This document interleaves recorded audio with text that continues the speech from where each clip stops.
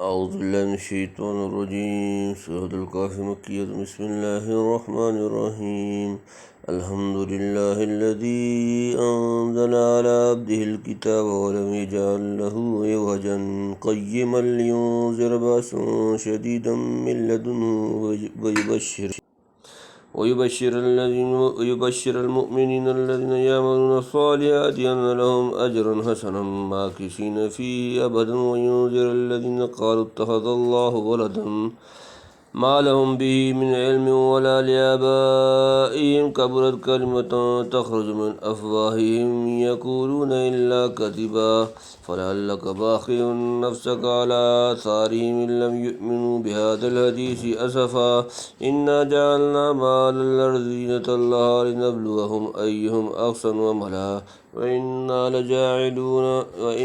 لجاعلون ما عليها صعيدا جرزا حسبت أن أصحاب الكهف والرقيم كانوا من آياتنا عجبا إذا والفتية إلى الكهف فقالوا ربنا آتنا من لدنك رحمة وهيئ لنا من أمرنا رشدا فضربنا على آذانهم في الكهف سنين عددا ثم بعثناهم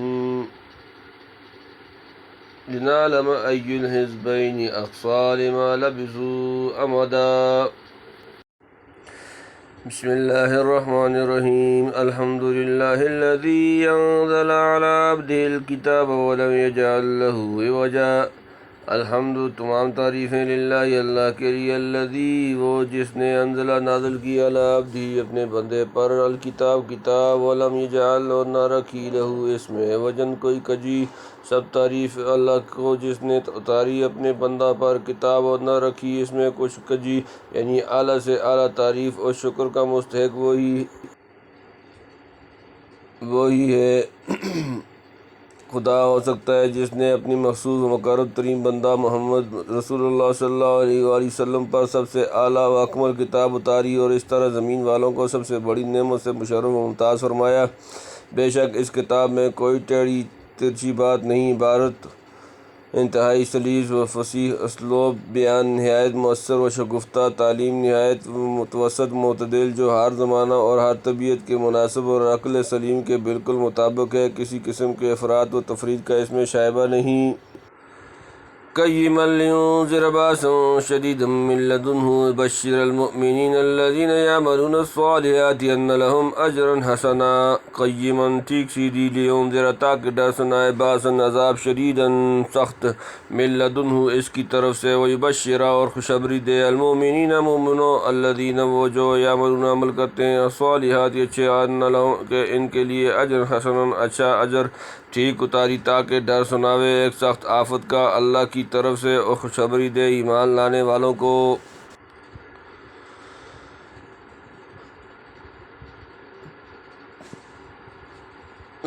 جو کرتے ہیں نیکیاں کہ ان کے لیے اچھا بدلہ ہے، یعنی تکذیب کرنے والوں پر جو سخت آفت دنیا یا آخرت میں خداوند قہار کی طرف سے آنے والی ہے. اس سے یہ کتاب آگاہ کرتی ہے. تنبیہ قیمن کو بعض نے بمعنی مستقیم لے کر محض مضمون سابق کی تاکید قرار دی ہے، یعنی کتنا ہی غور کرو ایک بال برابر کجی نہیں پاؤ گے. مگر فرا نے اس لفظ کے معنی کیے ہیں قیمن علی سائر الکتب السماویہ، یعنی تمام کتب سماویہ کی صحت و تصدیق پر مہر کرنے والی اور ان کی اصولی تعلیمات کو دنیا میں قائم رکھنے والی. ابو مسلم نے کہا قیمن بمصالح العباد، بندوں کی تمام مصالح کی متکفل اور ان کی معاشی معاد کو درست کرنے والی. ہر حال جو معنی بھی لیے جائیں اس کی صداقت میں شبہ نہیں. ماکثین فیہ ابداً، ماکثین وہ رہیں گے فیہ اس میں ابداً ہمیشہ، جس میں رہا کریں ہمیشہ. ظاہر اس سے مراد آخرت کا بدلہ یعنی جنت ہے جہاں مومنین قانتین کو دائمی خوشی اور ابدی راحت ملے گی. وَيُنذِرَ الَّذِينَ قَالُوا اتَّخَذَ اللَّهُ وَلَدًا، وَيُنذِرَ اور وہ ڈرائے الَّذِينَ قَالُوا وہ جن لوگوں نے کہا اتخذ اللہ نے بنا لیا ہے اللہ ولدًا بیٹا. اور ڈر سنا دے ان کو جو کہتے ہیں اللہ رکھتا ہے اولاد۔ خدا کے لیے اولاد تجویز کرنے میں سب سے زیادہ مشہور اور پیش تو نصارہ ہیں، اور جیسا کہ حدیث سے ظاہر ہوتا ہے انہی سے حاملین قرآن کو قیامت تک زیادہ سابقہ پڑھنا ہے۔ تاہم عموم الفاظ میں بعض فرق یہود جو عزیر علیہ السلام کو خدا کا بیٹا یا بعض مشرکین جو ملائکہ اللہ کو خدا کی بیٹیاں کہتے تھے وہ بھی داخل ہو گئے۔ گویا اس جگہ اولاد تجویز کرنے والے کافروں کو بالخصوص اور نصارہ کو خصوص کے طور پر متنبہ کیا گیا ہے۔ ما لهم به من علم ولا لآبائهم كبرت كلمة تخرج من أفواههم إن يقولون إلا كذبا۔ ما نہیں لهم به ان کو اس کا من علم کوئی علم، ولا اور نہ لآبائهم ان کے باپ دادا، کبرت بڑی ہے، کلمۃ بات تخرج نکلتی ہے، من سے افواہہم ان کے منہ، جمع ان نہیں، یقولون وہ کہتے ہیں، الا مگر کذبا جھوٹ، پھر کچھ خبر نہیں ان کو اس بات کی، اور نہ ان کے باپ دادوں کو کیا بڑی بات نکلتی ہے ان کے منہ سے، سب جھوٹ ہے جو کہتے ہیں۔ یعنی کوئی تحقیق اور علمی اصول ان کے ہاتھ میں نہیں، نہ ان کے باپ دادوں کے ہاتھ میں تھا، جن کی اندھی تقلید میں ایسی بھاری بات زبان سے نکال رہے ہیں۔ گویا خداوند تعالیٰ کی شان قدوسیت و سبوحیت کی ان لوگوں کو کچھ خبر نہیں جو اس کی جناب میں ایسی گستاخیاں کرتے ہوئے ذرا نہیں شرماتے۔ دلائل و براہین کی جگہ ان کے ذخیرہ میں یہی بات باقی رہ گیا ہے کہ زبان سے ایک جھوٹی اور بدی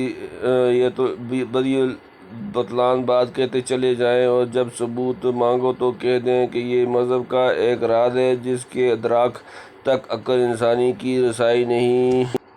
فَلَعَلَّكَ بَاخِعٌ نَفْسَكَ عَلَىٰ آثَارِهِمْ إِن لَّمْ يُؤْمِنُوا بِهَٰذَا الْحَدِيثِ أَسَفًا۔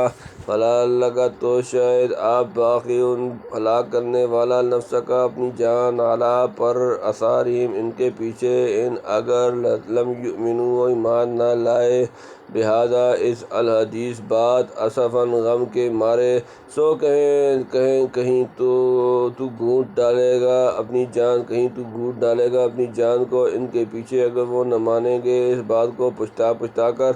یعنی اگر یہ کافر قرآن کی باتوں کو نہ مانیں تو آپ ان کی غم میں اپنے کو بالکل گھلائیے نہیں، آپ تبلیغ و دعوت کا فرض ادا کر چکے اور کر رہے ہیں، کوئی نہ مانے تو آپ کو اس قدر دل میں گھٹنے اور غمگین ہونے کی ضرورت نہیں، نہ پچھتانا مناسب ہے کہ ہم نے ایسی کوشش کیوں کی جو کامیاب نہ ہو سکی۔ آپ تو بہرحال کامیاب ہیں، دعوت، تبلیغ و شفقت، ہمدردی، خلائق کے جو کام کرتے ہیں وہ آپ کے رفع مراتب و ترقی مدارج کا ذریعہ ہیں۔ اشقیاء اگر قبول نہ کریں تو انہی کا نقصان ہے۔ اِنَّا جَعَلْنَا مَا عَلَى الْأَرْضِ زِینَةً لَہَا لِنَبْلُوَہُمْ أَیُّہُمْ أَحْسَنُ عَمَلًا۔ اِنَّا بے شک ہم جعلنا ہم نے بنایا، ما جو علی الارض زمین پر، زینتاً زینت، لہا اس کے لیے، لنبلوہم تاکہ ہم انہیں آزمائیں، ایہم کون ان میں سے، احسن بہتر، عملاً عمل میں، ہم نے بنایا ہے جو کچھ زمین پر ہے اس کی رونق تاکہ جانچیں لوگوں کو کون ان میں اچھا کرتا ہے کام، یعنی اس کی رونق پر دوڑتا ہے یا اس چھوڑ کر آخرت کو پکڑتا ہے۔ بعض روایات میں ہے کہ ابن عمر نے سوال کیا، یا رسول اللہ احسن عملا کون لوگ ہیں؟ فرمایا احسنکم عقلا وأورعکم عن محارم اللہ، اسرعکم فی طاعت سبحانہ، جس کی سمجھ اچھی ہو، حرام سے زیادہ پرہیز کرے اور خدا تعالیٰ کی فرمانبرداری کی طرف زیادہ جھپٹے۔ وَإِنَّا لَجَاعِلُونَ مَا عَلَيْهَا صَعِيدًا جُرُزًا، وَإِنَّا اور بے شک ہم، لَجَاعِلُونَ البتہ کرنے والے، مَا عَلَيْهَا جو اس پر، صَعِيدًا صاف میدان، جُرُزًا بنجر چٹیل، اور ہم کو کرنا ہے جو کچھ اس پر ہے، میدان چھانٹ کر، یعنی ایک روز سب گھاس پھوس درخت وغیرہ چھانٹ کر زمین کو چٹیل میدان بنا دیا جائے گا۔ جو لوگ اس کے بناؤ سنگار پر ریجھ رہے ہیں وہ خوب سمجھ لیں کہ یہ زرق برق کوئی باقی رہنے والی چیز نہیں، دنیا کی زمینی سامان خواہ کتنے ہی جمع کر لو اور مادی ترقیات سے ساری زمین کو لالا و گلزار بنا دو، جب تک آسمانی اور روحانی دولت سے تہی دست نہ رہو گے۔ حقیقی سرور و طمانینت اور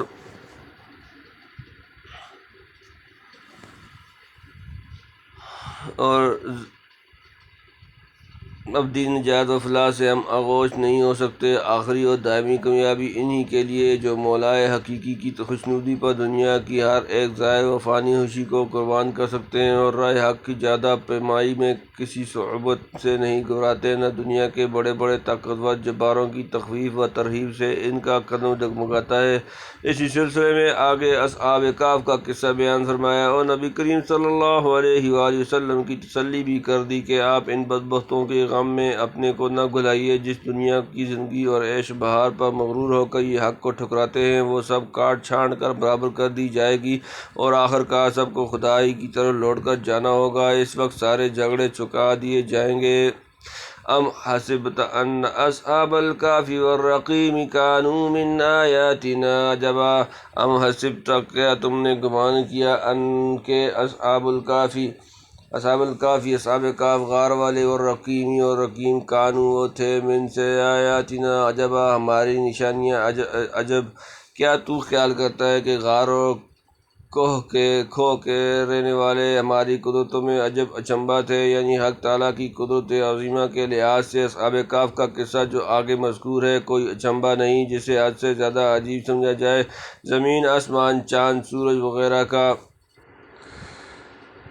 پیدا کرنا، ان کا محکم نظام قائم رکھنا، انسان ضعیف البنیان کو سب پر فضیلت دینا، انسانوں میں انبیاء کا بھیجنا، ان کی قلیل و بے سر و سامان جماعتوں کو بڑے بڑے متکبرین کے مقابلہ میں کامیاب بنانا، خاتم الانبیاء رفیق غار حضرت ابوبکر صدیق کو دشمنوں کے نرغہ سے نکال کر غار ثور میں 3 روز ٹھہرانا، کفار کا غار کے منہ تک تعاقب کرنا، پھر ان کو بے نیل مرام واپس لوٹانا، آخر گھر بار چھوڑنے والی مٹھی بھر بے سر و سامانوں کو تمام جزیرۃ العرب بلکہ مشرق و مغرب میں اس قدر قلیل مدت کے اندر غالب و منصور کرنا۔ کیا یہ اور کس قسم کی بے شمار چیزیں اصحاب کہف کے قصے سے کم عجیب ہیں؟ اصل یہ ہے کہ یہود نے قریش کو مشورہ دیا تھا کہ محمد صلی اللہ علیہ وآلہ وسلم سے آزمائش کے لیے 3 سوال کریں۔ روح کیا ہے؟ اصحاب کہف کا قصہ تھا اور ذوالقرنین کی سرگزشت کیا تھی؟ اصحاب کہف کے قصے کو عجیب ہونے کی حیثیت سے انہوں نے خاص اہمیت دی تھی، اسی لیے اس آیت میں بتلایا گیا کہ وہ اتنا عجیب نہیں جیسے تم سمجھتے ہو، اس سے کہیں بڑھ کر عجیب و غریب نشانات قدرت موجود ہیں۔ آگے اصحاب کہف کا قصہ اول مجملاً پھر مفصلاً بیان فرمایا ہے۔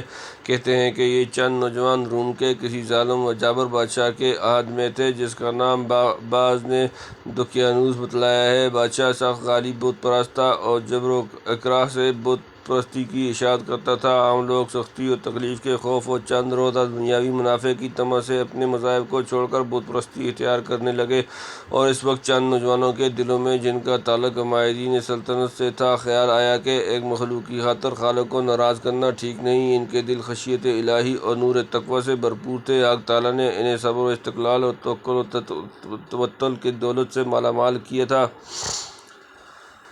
بادشاہ کے روبرو جا کر بھی انہوں نے لَن نَدْعُوَ مِن دُونِهِ إِلَٰهًا لَقَدْ قُلْنَا إِذًا شَطَطًا سورۃ نمبر 18 سورۃ کہف آیت نمبر 14 کا نعرہ مستانہ لگایا اور ایمانی جرأت و استقلال کا مظاہرہ کر کے دیکھنے والوں کو مبہوت و حیرت زدہ کر دیا۔ بادشاہ کو کچھ ان کی نوجوانی پر رحم آیا اور کچھ دوسرے مشاغل و مصالح مانع ہونے کے انہیں فوراً قتل کر دے۔ چند روز کی مہلت دی کہ وہ اپنے معاملہ میں غور و نظر ثانی کر لیں۔ انہوں نے مشورہ کر کے طے کیا کہ ایسے فتنہ کے وقت جب کہ جبر و تشدد سے عاجز ہو کر قدم ڈگمگا جانے کا بہرحال خطرہ ہے، مناسب ہوگا کہ شہر کے قریب کسی پہاڑ میں روپوش ہو جائیں اور واپسی کے لیے مناسب موقع کا انتظار کریں۔ دعا کی کہ خداوند تو اپنی خصوصی رحمت سے ہمارا کام بنا دے اور رشد و ہدایت کی زیادہ پیمائی میں ہمارا سب انتظام درست کر دے۔ آخر شہر سے نکل کر کسی قریبی پہاڑ میں پناہ لی اور اپنے میں سے ایک کو مامور کیا کہ بھیس بدل کر کسی وقت شہر میں جایا کر تاکہ ضروریات خرید کر لا سکے اور شہر کے احوال و اخبار سے سب کو مطلع کرتا رہے۔ جو شخص اس کام پر مامور تھا اس نے ایک روز اطلاع دی کہ آج شہر میں سرکاری طور پر ہماری تلاش ہے اور ہمارے اقارب اعزاء کو مجبور کیا جا رہا ہے کہ ہمارا پتہ بتلائیں۔ یہ مذاکرہ ہو رہا تھا کہ حق تعالیٰ نے ان سب پر دفعتاً نیند طاری کر دی۔ کہا جاتا ہے کہ سرکاری آدمیوں نے بہت تلاش کیا، پتہ نہ لگا، تھک کر بیٹھ رہے اور بادشاہ کی رائے سے ایک سیسہ کی تختی پر ان نوجوانوں کے نام اور مناسب حالات لکھ کر خزانہ میں ڈال دیے گئے تاکہ آنے والی نسلیں یاد رکھیں کہ ایک جماعت حیرت انگیز طریقے سے لاپتہ ہو گئی ہے۔ ممکن ہے آگے چل کر اس کا کچھ سراغ نکلے اور بعض عجیب واقعات کا انکشاف ہو۔ یہ نوجوان کس مذہب پر تھے، اس میں اختلاف ہوا ہے۔ بعض نے کہا کہ نصرانی یعنی اصل دین مسیحی کے پیرو تھے، لیکن ابن کثیر نے قرائن سے اس کو ترجیح دی ہے کہ اصحاب کہف کا قصہ حضرت مسیح علیہ السلام سے پہلے کا ہے۔ واللہ عالم۔ تنبیہ: رقیم پہاڑا کی کھو کو کہتے ہیں اور بمعنی مرقوم بھی آتا ہے، یعنی لکھی ہوئی چیز۔ مسند عبد بن حمید کی ایک روایت میں ہے جسے حافظ نے علی شرط البخاری کہا ہے۔ ابن عباس سے رقیم کے دوسرے معنی منقول ہیں، یعنی اصحاب کہف اور اصحاب رقیم ایک ہی جماعت کے دو لقب ہیں۔ غار میں رہنے کی وجہ سے اصحاب کہف کہلاتے ہیں اور چونکہ ان کے نام وصف وغیرہ کی تختی لکھ کر رکھ دی گئی تھی اس لیے اصحاب رقیم کہلائے، مگر مترجم محقق رحمۃ اللہ علیہ نے پہلے معنی لیے ہیں اور بصورت اصحاب کہف و اصحاب رقیم کو ایک ہی قرار دیا ہے۔ بعض علماء کی رائے یہ ہے کہ اصحاب رقیم کے لحاظ سے اصحاب کہف کی تذکرے میں اس کا حوالہ دے دیا گیا اور فی الحقیقت اصحاب رقیم کھو والے وہ تین شخص ہیں جو بارش سے بھاگ کر ایک غار میں پناہ گزین ہوئے تھے۔ اوپر سے ایک بڑا پتھر آ پڑا جس نے غار کا منہ بند کر دیا۔ اس وقت ان میں سے ہر شخص نے اپنی عمر کے مقبول ترین عمل کا حوالہ دے دیا گیا اور حوالہ دے کر حق تعالیٰ سے فریاد کی اور بتدریج غار کا منہ کھل گیا۔ امام بخاری نے اصحاب کہف کا ترجمہ منعقد کرنے کے بعد حدیث الغار کا مستقل عنوان قائم کیا ہے اور اس میں ان تین شخصوں کا قصہ مفصل درج کر کے شاید اس طرف اشارہ کر دیا ہے کہ اصحاب رقیم یہ لوگ ہیں۔ طبرانی اور بزار نے باسناد حسن نعمان بن بشیر سے مرفوعاً روایت کی کہ رسول اللہ صلی اللہ علیہ وآلہ وسلم رقیم کا ذکر فرماتے تھے اور یہ قصہ تین شخصوں کا بیان کیا۔ واللہ عالم۔ اذ اوى الفتية إلى الكهف فقالوا ربنا آتنا من لدنك رحمة وهيئ لنا من أمرنا رشدا۔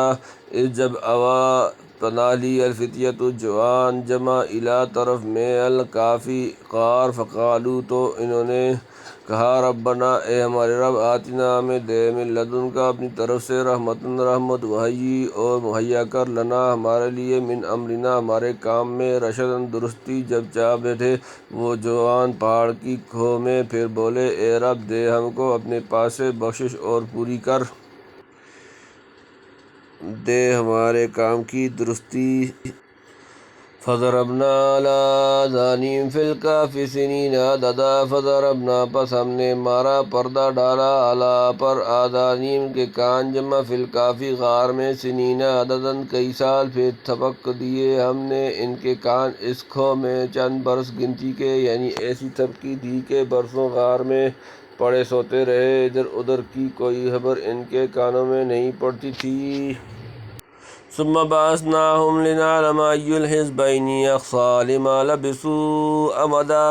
ثم پھر بعثناہم ہم نے انہیں اٹھایا لنعلم تاکہ ہم دیکھیں ای کون کس الحزبین دونوں گروہ احصیٰ خوب یاد رکھا لما لبثوا کتنی دیر رہے امداً مدت۔ پھر ہم نے ان کو اٹھایا کہ معلوم کریں دو فرقوں میں کس نے یاد رکھی ہے جتنی مدت وہ رہے۔ سالہ سال کے بعد حق تعالیٰ نے ان کو جگا دیا تاکہ ظاہر ہو جائے کہ اختلاف کرنے والوں میں سے کسی نے ان کی مدت نوم کا زیادہ صحیح اندازہ رکھا۔ ظاہر ہے کہ ایسی نوم طویل کے بعد جب بیدار ہوئے تو قدرتی طور پر خود سونے والوں میں اور دوسرے دیکھنے والوں میں بھی اختلافات اور چمگوئیاں ہوں گی۔ کوئی کم مدت بتلائے گا، کوئی زیادہ، کوئی اقرار کرے گا، کوئی مستبعد سمجھ کر انکار کر دے گا۔ تو انہیں جگا کر یہ دیکھنا تھا کہ کون سی جماعت ٹھیک حقیقت پر پہنچتی ہے اور اس حقیقت پر پہنچ کر بعد الموت کا عقدہ حل کرتی ہے جس میں اس وقت لوگ جھگڑ رہے تھے۔